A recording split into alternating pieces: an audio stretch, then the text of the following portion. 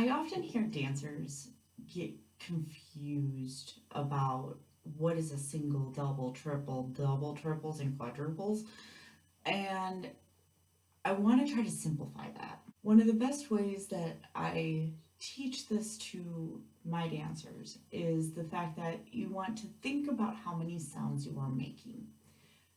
Now, this doesn't apply to every single step. There are some singles, doubles, or triples that have like their own rules applied to them.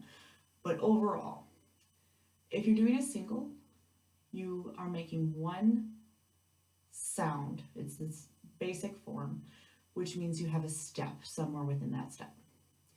When you go to do a double, now you're taking a step and you're turning that into a flap. A flap makes two sounds, flat. When you go to do a triple, now you have to make three sounds. So now you're taking that original step that you could turn into a flap, and now you're doing a shuffle step to get three sounds. Double triples traditionally will apply to like our time steps and stuff, in which case at that point you are doing a shuffle step and then you have a shuffle ball change. To count that out, you would have shuffle step, shuffle ball change. When we talk about quadruples, then, now you are dealing with the number 4.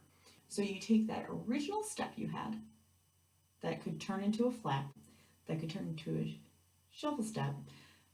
Now you're taking a shuffle and you're going toe heel. So several weeks ago when I was talking about doing those toe heels, this is where they become important. You need to be able to do shuffle, toe, heel. Shuffle, toe, heel.